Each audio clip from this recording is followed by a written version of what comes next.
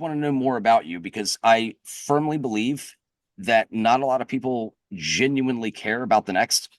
So that's my whole thing is all I ask is what is your ADHD journey? And then it just goes from there. I think my relationship with ADHD starts with a lot of people, and that is the 90s and the overdiagnosing that happened in the early 90s. Preach. Uh, Now, just like Prozac was for the 70s, of like, oh God, you can take a pill to be happy. So everyone jumps to go take a pill, even if they don't have depression. Right. Everyone's like, oh, you can take a Ritalin came out. Oh, you can take a pill to make your kid calm down. Oh, everyone's thinking, my kid has ADHD. My kid has ADHD. My kid has ADHD. Yeah. So I was part of the slew of diagnoses that came around that back in when I was 6, back in 1994, I think. I'm making my years wrong here. I think it's 3 or 4, right around there. Totally cool. I'm an 82 born individual. 87 born. All right, there we go.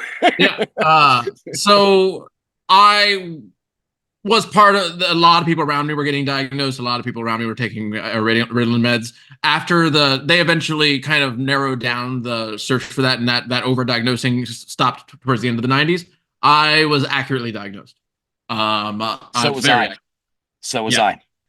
So it was, to be honest with you, it gave my mom information, and she read like 2 books here and there, but there wasn't a lot of resources out there for people to know what to do. Nope. So nowhere near to the degree that there is now. It's like night and day difference. Planet difference. It feels like you're in a different planet kind of thing compared to right. Now there's like support groups and everything and tons of resources out there. But back then it was just a couple books, some psychiatrists, most of which weren't too experienced in specifically ADHD, and meds, and that's about it. So do what you can with meds. Eventually got on Adderall. You do what you can, but my mom took me off that because I couldn't sleep ever. So I was on meds from the age of like 6, really. Oh my God. Okay. Yes. Age 5 for me when I first got prescribed that drug, and it took me years to figure out like what dosage I needed and this and that and the other. Why can't professionals? It's weird to me. You go to the doctor and you have a broken arm, and they say, okay, we're going to put a cast on it. We're going to do this, and then it'll set within 6 weeks, and then this. All I get is, you know what? You got to figure this out on your own. Well, then what the fuck am I paying you for? Like that's. Explain some of that. Okay. There's a reason why excellent. Excellent. There's a reason why that happens that way. Okay. So this is often. So a broken arm is actually the mechanics behind fixing it's pretty simple. The bone breaks, you repair the bone, and then the body naturally connects those 2 things together. Unfortunately, bones are hard, so they tend to want to stick out. So you need the cast to force it in place. And the cast makes it. And so then over time, the bones stretch and heal and start to heal and re-heal themselves. Perfect. It's somewhat of a simple process. They know every human has bones. So every human body is going to do this about the same thing with the healing process with the cast. So almost 100% of humans would work well with the cast. So perfect. ADHD meds, different biologies. Some people really struggle with Adderall, but do really well with Vyvanse. Some people struggle with Vyvanse, do really well with Adderall. Some people are horrible with all stimulant drugs and do better with Strattera, or Wellbutrin, and stuff like that. So these are because there's different biological. Every person's body has different chemicals in them. We all have bones, though. But we don't all have different levels of chemical in our bodies. So if I give you an amphetamine salt, it's going to impact you differently than it's going to impact me. So unfortunately, there is a solution for a broken arm each time, and that's a cast. There isn't a one slots fits everyone's solution for meds. So unfortunately, people have to kind of do the roulette of meds to find out kind of what works. Yeah, and that to me is devastating because the least ADHD thing in the world is the roulette situation where you have to dog it to death to get to what works for you. 100%. Like it's the least ADHD helpful thing is this is to try the meds, to try the most people give up. And I was lucky enough to have my mom that didn't give up on me and said, okay, I'm going to just learn everything I can about this. And that's the way it's going to be. I went to multiple appointments and whatnot. And I go off on tangents on this all the time because it's like, why? If you have a problem from knowing what to do to doing it, how is this process helping you at all? And how can we fix it? I don't know if it's fixable. I just know that sometimes people need a boost of momentum to get going. That is desperately what I'm trying to provide. Is obviously you are brilliant. Like brilliant. You know, the broken arm thing, by the way, thank you for that. That solved everything. That's why I shoot baskets better left-handed now than I do right-handed, is because I broke my right arm. And then I just went outside and kept shooting left-handed all day.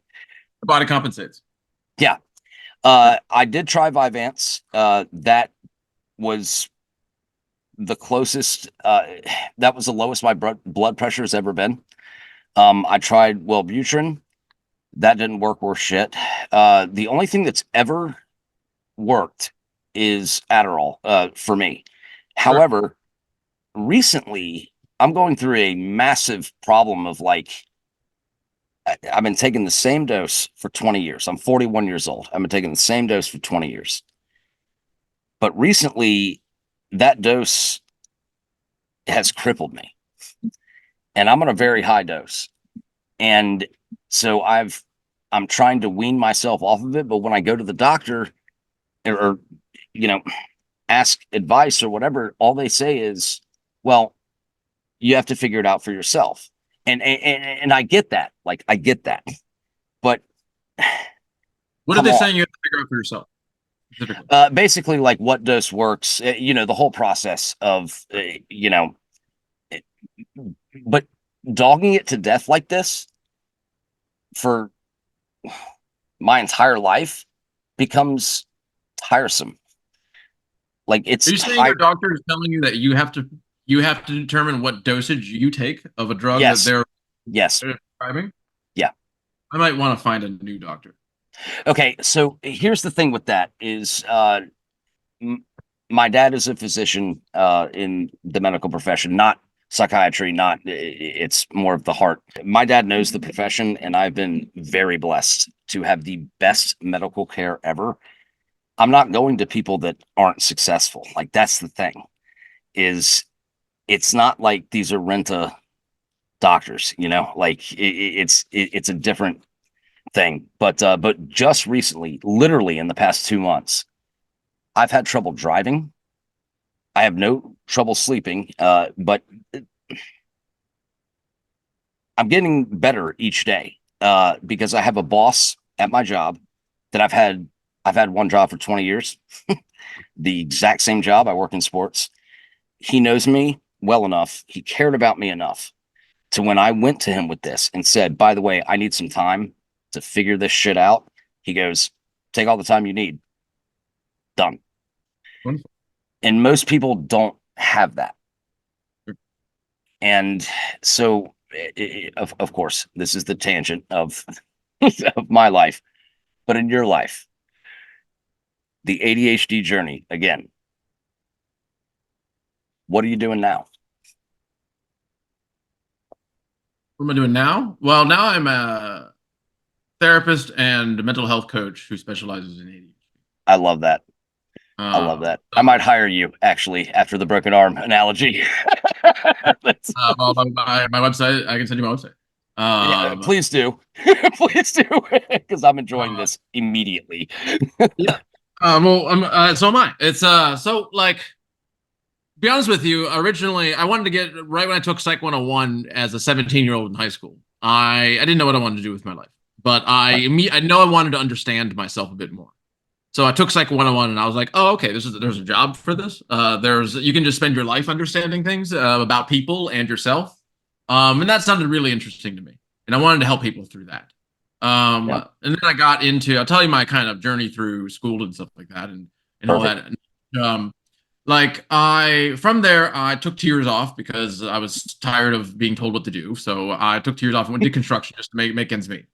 Right. And fucking hated construction to save the life to no end. I'm good at pretty much anything that someone tells me to do and go do manual labor. I'm like, yeah, I'm pretty fast and efficient with stuff. So I was good at things, but I wanted to use my brain, not my body, to move my life forward.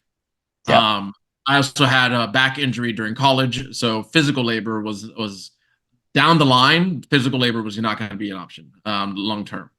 Gotcha. I had a shoulder, my right shoulder blade kind of slid down from carrying too heavy a backpack, and I pinched a nerve in my back, and now have like chronic nerve damage in my back because of it. So, Jesus Christ. Are you um, kidding me?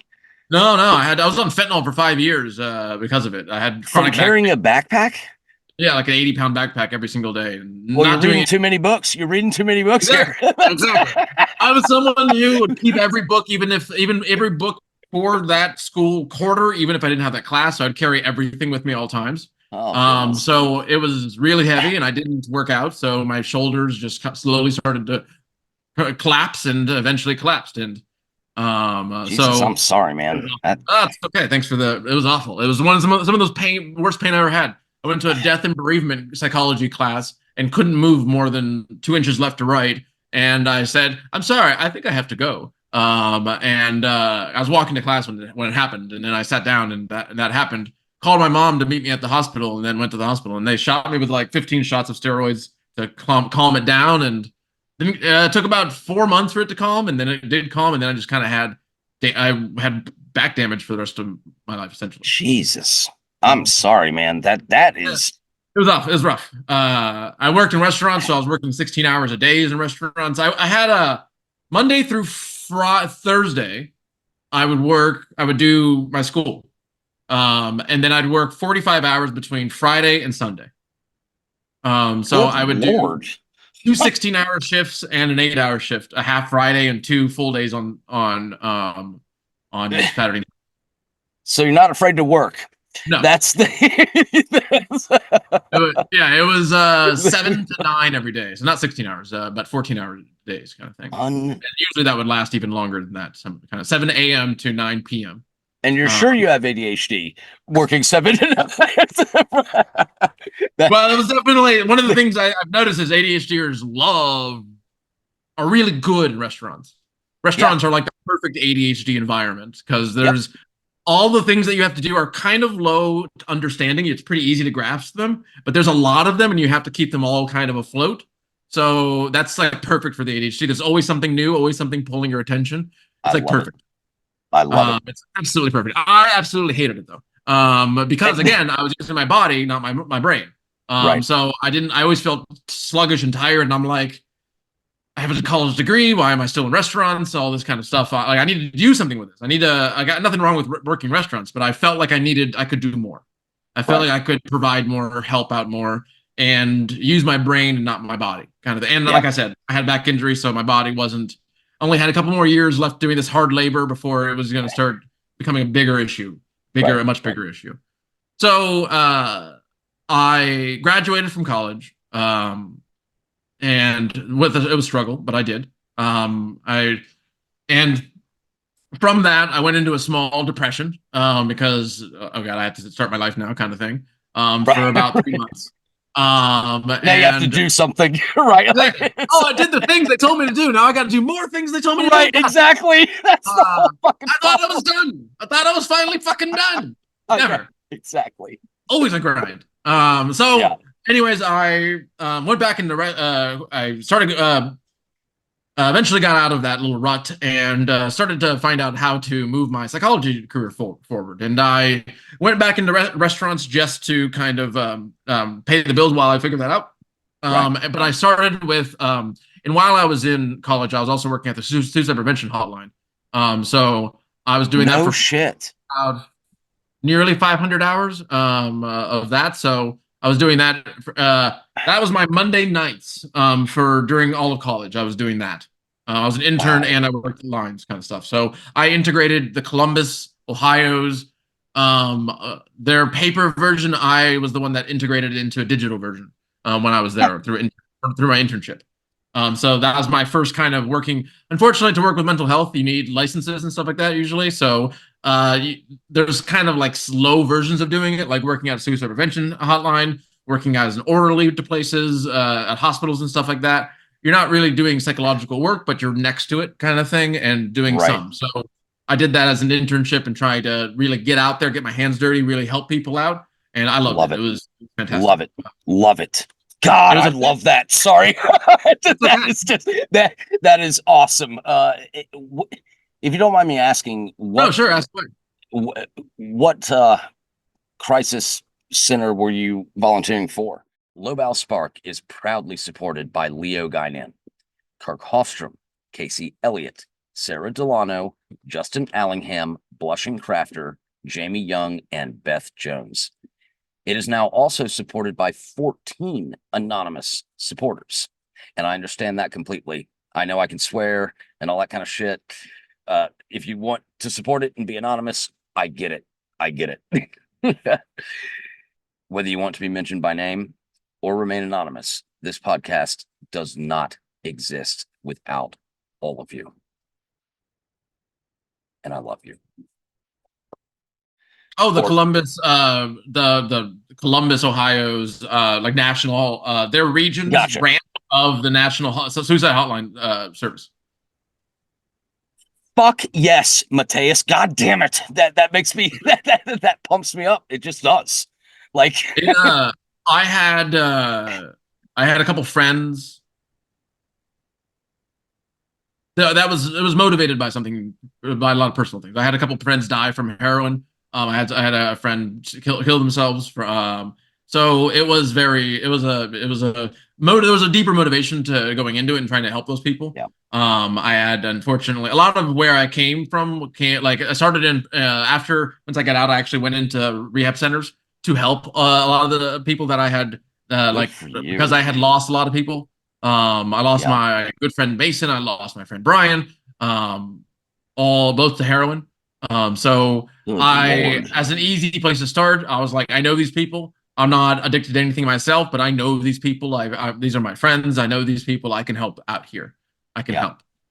So you did what you needed to do to help. I needed to start with something where it felt close to home because it felt meaningful. And I know at this point I wasn't so adapted to ADHD, but I know now that of course I needed to do that because meaning, interest is everything. So yeah. Well, you did exactly what I'm trying to do. I just don't have the background in it. Oh, and by the way, you have a Yeti. Sorry, I saw that. Oh yeah, hey, I love Yetis. Yeti, cheers. I love Yetis. Nice. Oh, they're amazing. But it was the whole reason for this again is because I just desperately wanted to talk to people with ADHD. I have one goal. My goal is to talk to every ADHD person in the world. I know it's probably it's a big goal, but it might not happen. But I'm gonna dog it to death until it does, and if it doesn't, I'll die trying. I think that's the ADHD side that is remarkable.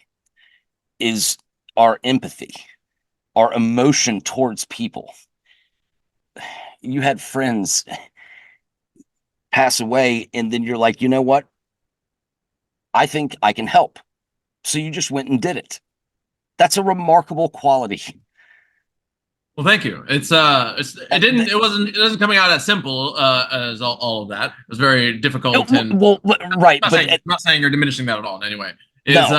Like many years later, I guess, as someone brings back into the story, I think back and it's like, well, those are definitely the reasons. It's always more muddied when in the moment when you're doing it and you're like, yes, these are the reasons. There's also a bunch of other things involved, but yeah, I guess as you think back on things, you often don't really notice how big motivations are. And when I almost say it to you almost as just a matter of fact.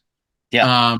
You forget how the emotional experience of that. You sometimes forget it because it's just so much in the past. And you can just, someone asks you a question, how was it? Oh yeah, I just did that because I had some friends die and all that kind of stuff. And it's like, and you forget, oh yeah, you had friends die and you wanted to do something about that, and you wanted to help, and you found ways to do that, actual tangible help. Yeah. Yeah, you just, I haven't, you don't think about that as often. Well, it's interesting. I don't think about the, I guess,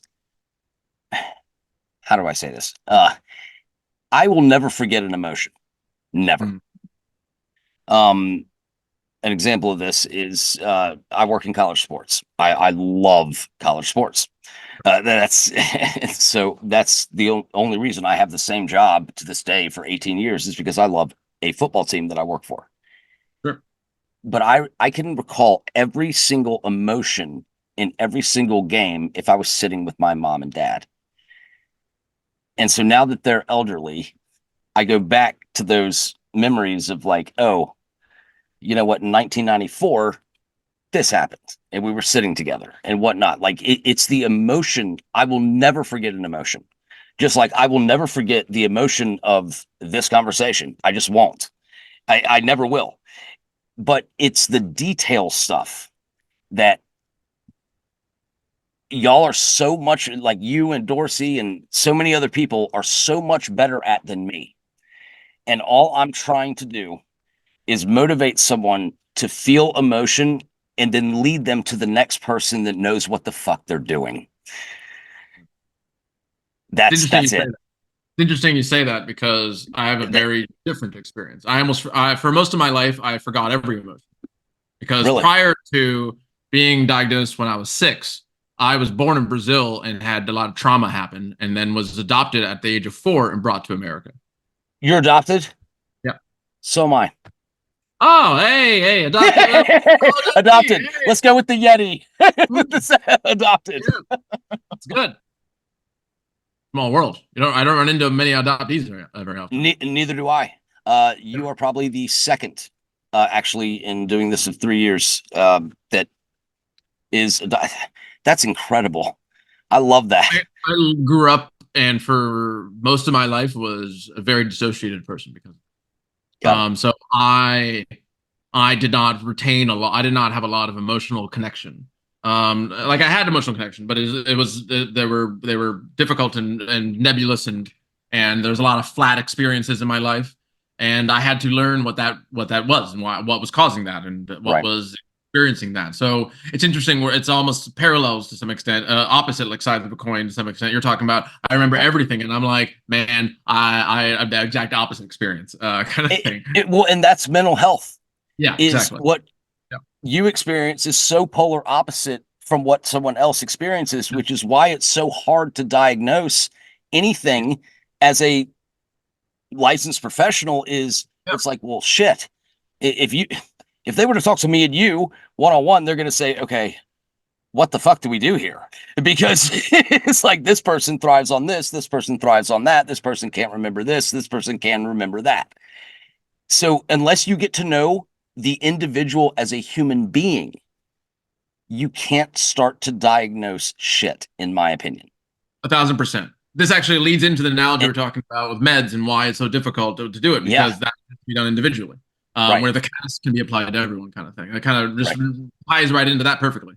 100%. So, like, unfortunately, though, when I was diagnosed at 6 with ADHD, child trauma was not really a thing. That wasn't really getting diagnosed as PTSD, for instance, or CPTSD.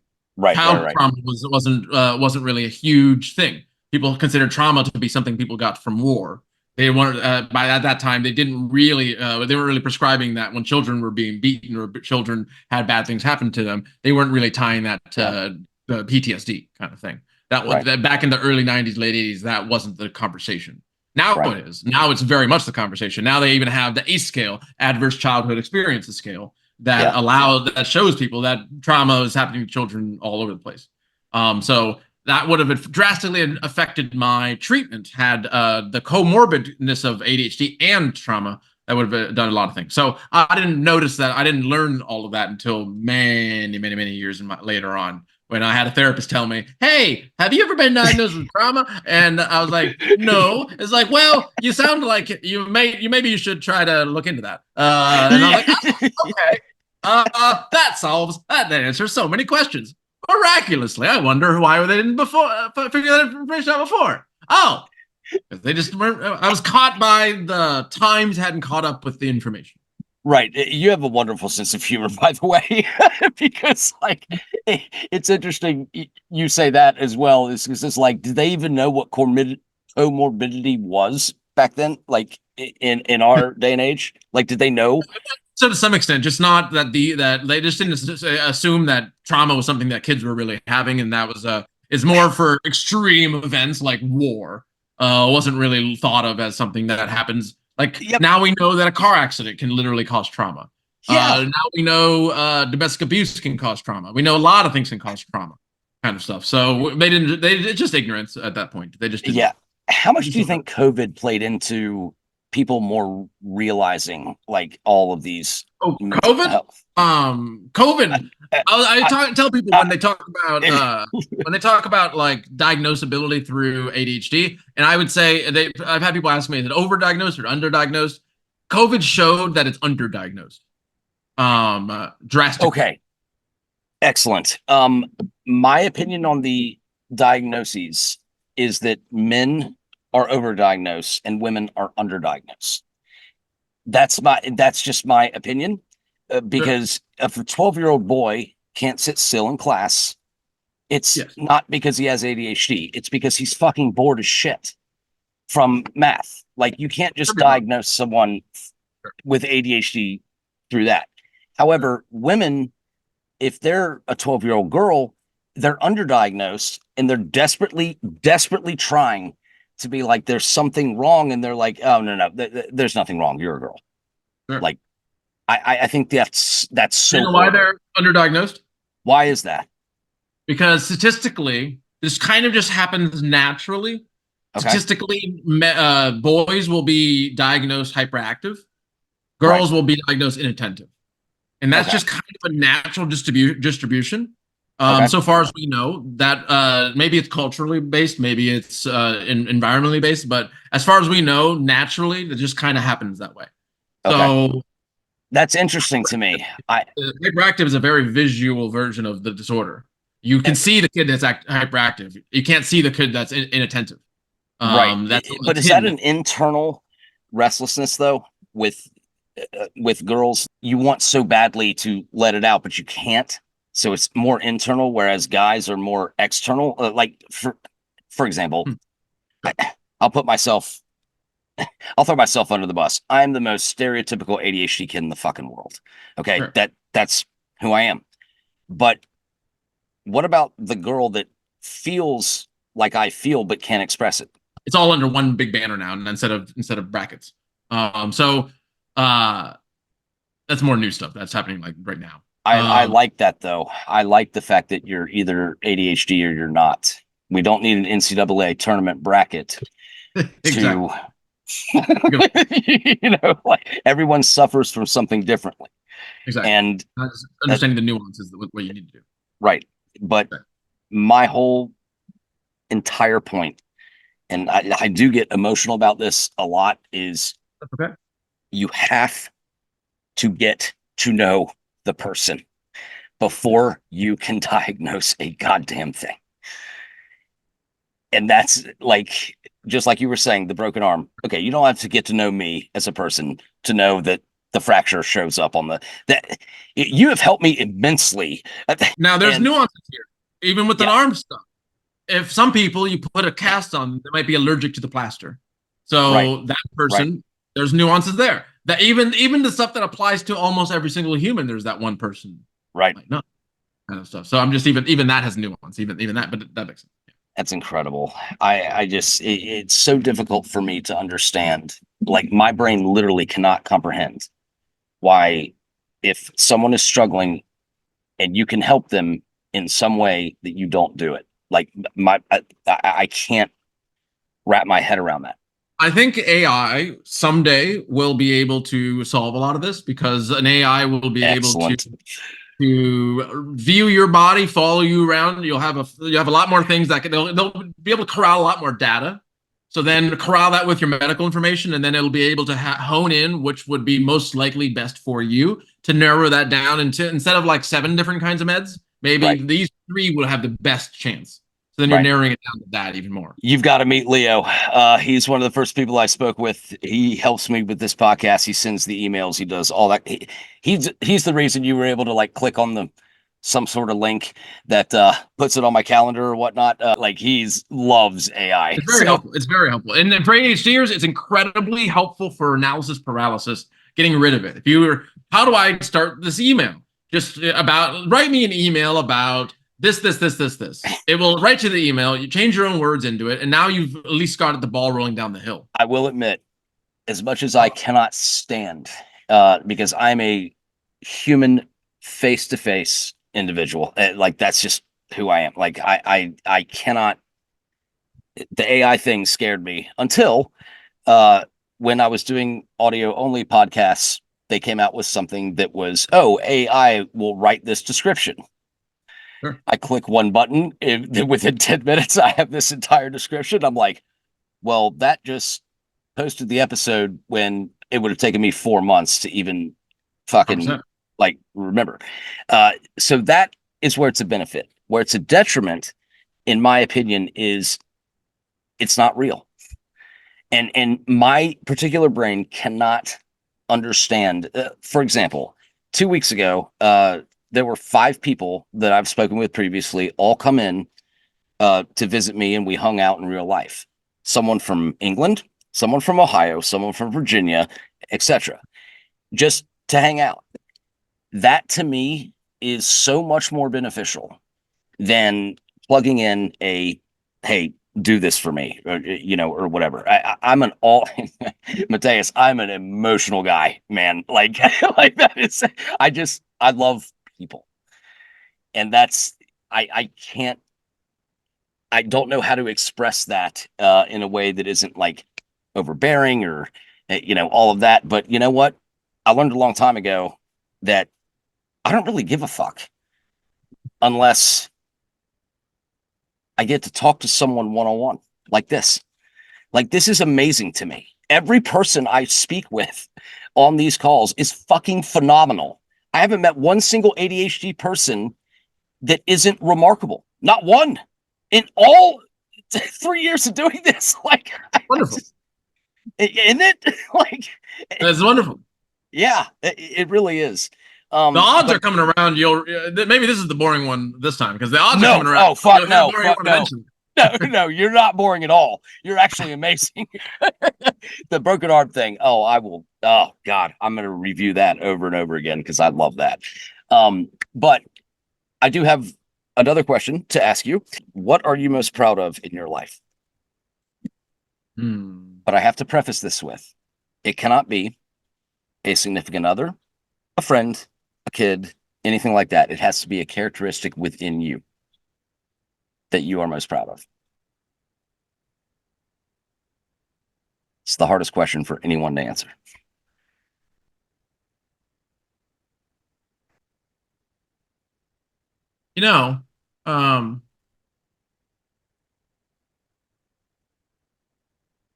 This gets into a tricky thing, because I often don't.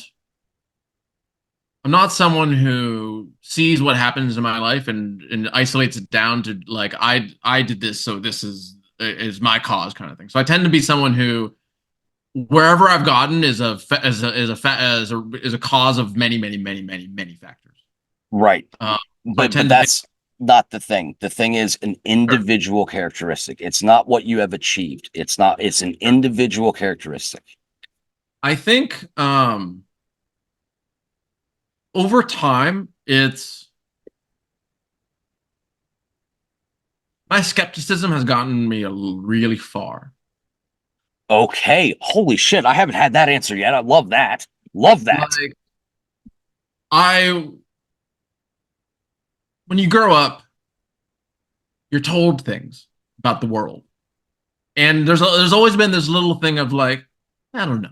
Like, I don't buy that. Based on what I know, what I've experienced, I don't buy that. Even as a little young kid, I was just like, yeah. My parents said I was too smart for my own good. Like I would rationalize my way out of their agreements, and sometimes they'd be like, yeah, you know, you're not wrong, but do what we say. But that's Oh my God, yes, Jesus, I hate that shit. So did I at one point when I was like 13 or 12, I was like you need better reasons because this isn't good enough. I'm shooting it down too much. Like you need better reasons. And you know what? I told you so isn't going to work very well with me. So you need I was almost putting a fire under my parents to just like step up their game a bit more. Like if you're gonna tell me what to do, I'm gonna fight unless I agree with you. So welcome to my life. Exactly. Convince me, motherfucker. Convince me. Yeah, exactly.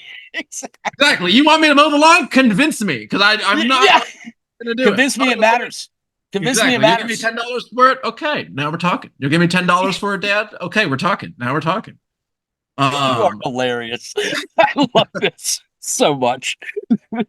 Yeah, so that kind of thing. It's like I was very fighting with my parents and trying to win things. That kind of angsty and kind of just rambunctious ADHD kid. But I was always I don't know if I see what you see there. I think I see something different. Okay. I think I see that. I think I see this. I see that. This goes with my break away from faith.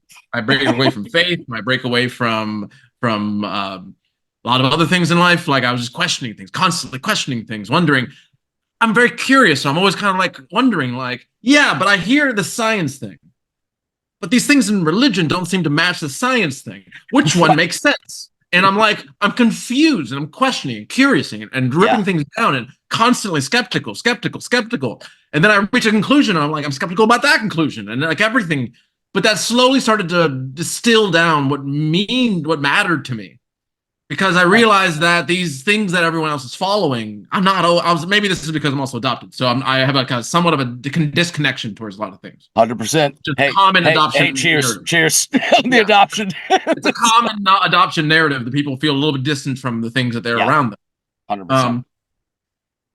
So I felt the same way. I felt distant from these things. So I felt like it kind of gave me a bit of a privilege to see things a bit from a third party's perspective. Right. So I can analyze what was happening in my community, or what was happening with my nation, or what was happening in the world with a little bit different perspective than everyone that was in their community only hearing the same message. So I found that I was like, you know what? I'm kind of forging my own path as I do this. Right. And as time, and this is a very typical ADHD story, you start forming your own, you start realizing, hey, I don't fit with that. I don't fit with this. I don't fit with that. What do I fit with? I don't know. So let me just start creating my own thing. So I start finding my own friends and finding these things, people who like what I like, more neurodivergent people, more people who are happy with are okay with the fact that I have a big personality, all this kind of stuff. Instead of finding the community, I forge the community. There we go. Oh, that's going to be my fade out slogan at the end of this episode. Sorry, I like the epic shit, man. And that was awesome. And I've been learning that as I get older, I have to do that more and more and more and more. It's like kind of the only path forward to some extent. I'm starting to learn that if I really want something, just make it. And it's hard. It's emotionally and nervous and anxious, but then it's something I've created, and all of me is in it. Right. And so that as an ADHDer, that is incredibly dopamine driving, and incredibly motivating.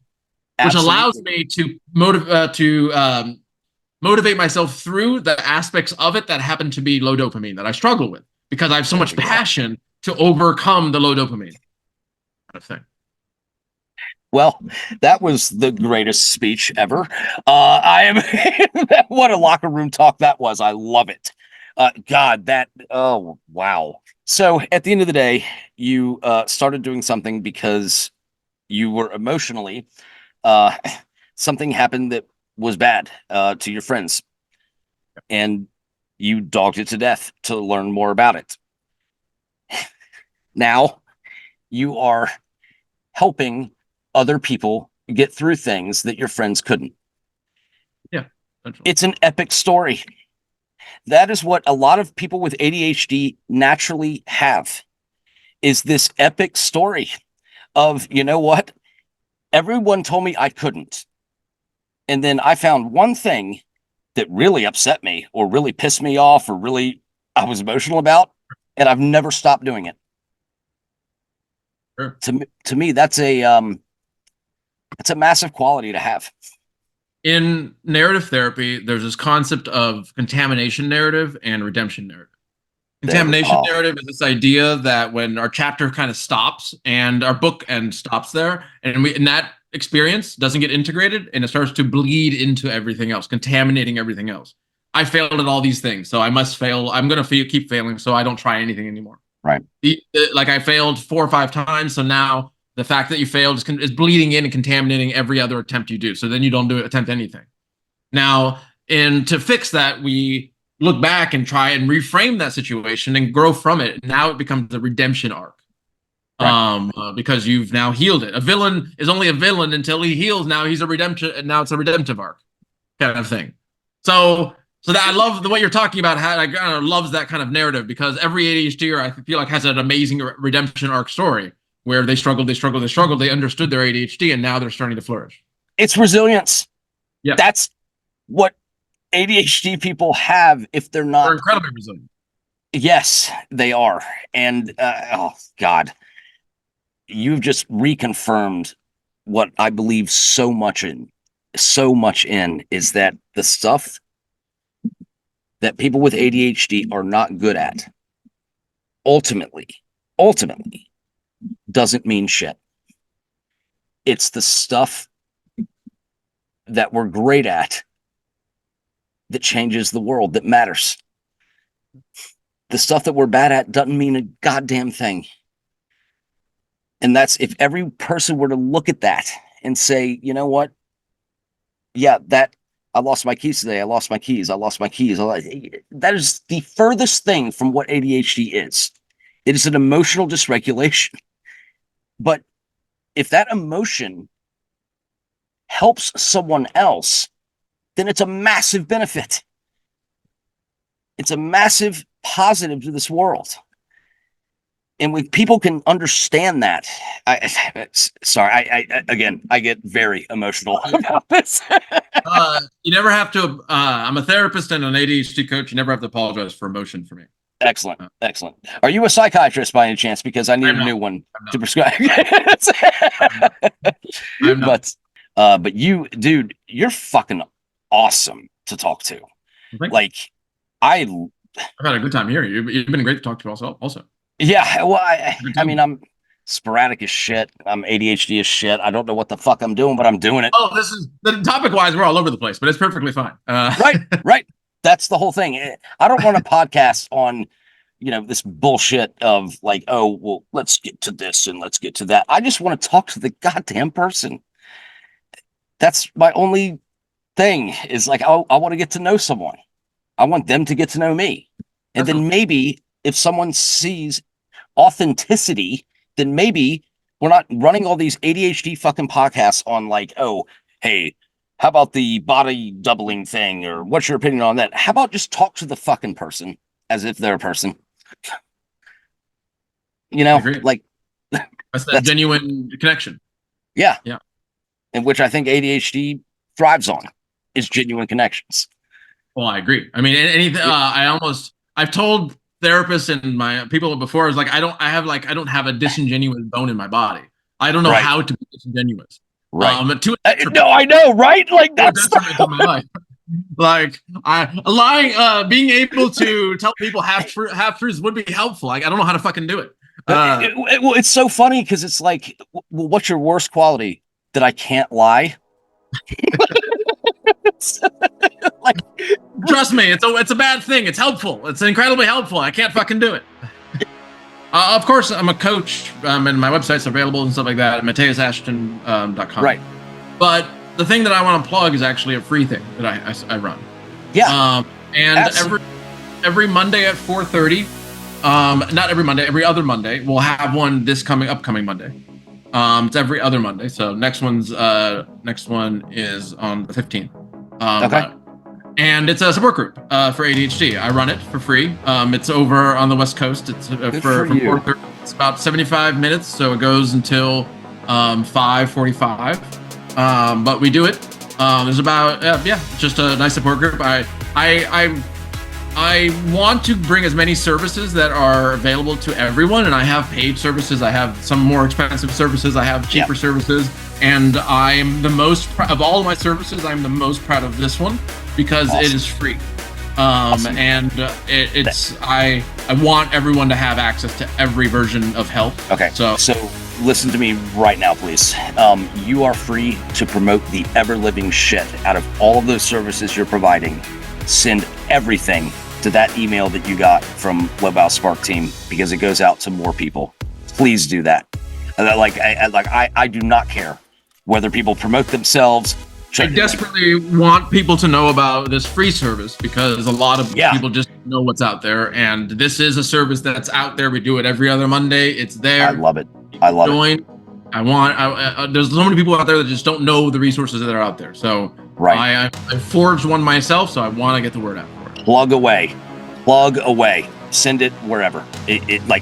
Email it to us. I will then. It's called Living with ADHD, so that's good. Oh, I like that. I like that title. Meanwhile, it's like Low Bow Spark. What the fuck is that? I'm like, well, shit, it was my high school nickname, so there it is. Thank you, man. I appreciate it.